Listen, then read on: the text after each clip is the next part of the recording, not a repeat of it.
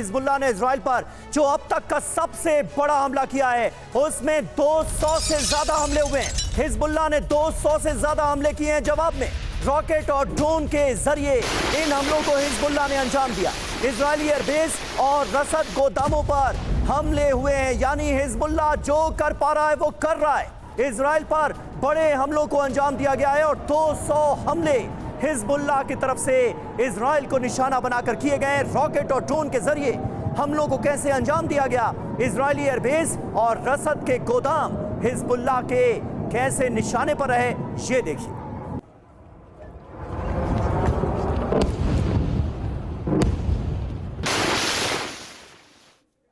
और इजरायली शहर हाइफा पर भीषण रॉकेट हमला हुआ है। हिजबुल्लाह ने सैकड़ों रॉकेट एक साथ दागे हैं।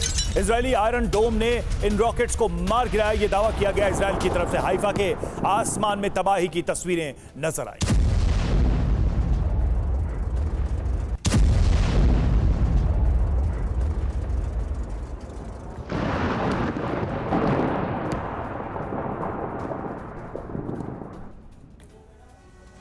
और इजराइल पर हमले को लेकर हिजबुल्लाह ने बड़ा दावा किया है। उसके मुताबिक हाइफा पर सबसे बड़ा हमला किया है। हर टारगेट पर दर्जनों रॉकेट्स दागे हैं, जिसमें उत्तरी कोर रिजर्व मुख्यालय, Galilee division reserve base, Rafael सैन्य उद्योग परिसर और रमत डेविड एयर बेस पर हमला किया गया है, ये दावा किया गया है। और इसके अलावा टिबेरियस झील के उत्तर पश्चिम में एमियड बेस में रसद गोदाम पर अटैक किया गया और टिबेरियस झील के पश्चिम में निम्रा बेस में उत्तरी क्षेत्र में मुख्य गोदामों पर भी हमला बोला गया है। गोलन हाइट्स में यॉव बैरक में मिसाइल और तोपखाने बटालियन के मुख्यालय पर भी निशाना साधा गया है। बिल्कुल, और जिस तरीके से ये रिटेलिएशन किया जा रहा है, विक्रमजीत सर, सवाल यही है कि अब हिजबुल्लाह क्या कर सकता है?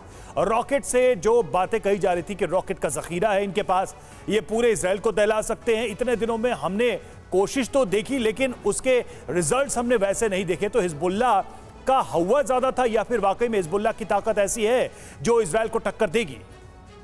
देखिए, टक्कर देने की बात जहां तक है, आप देख सक रहे हैं कि पिछले कुछ दिनों में जो स्ट्राइक्स हुए हैं इजराइल की तरफ से, फिर भी हिजबुल्लाह अभी भी उनको रिटेलिएट कर रहा है, पलटवार कर रहा है। और जैसे कि घर घर हिजबुल्लाह की बात हो रही है, तो वो इतनी जल्दी घुटने टेकने वाला नहीं है।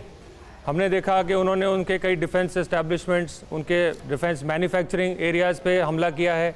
अभी आपने गिनाया राफेल। तो ऐसे वो इतनी जल्दी हार मानने वाला नहीं है।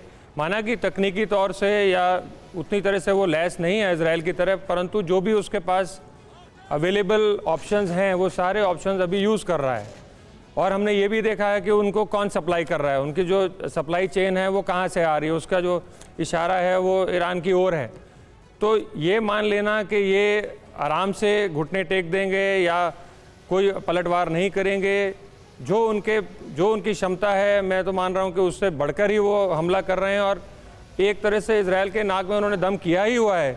जो इजराइल इतना उत्तेजित होते हुए इतनी पलटवार कर रहा है, कल उन्होंने अपनी इंटेंसिटी इतनी बढ़ाई, 1600 स्ट्राइक्स हुए।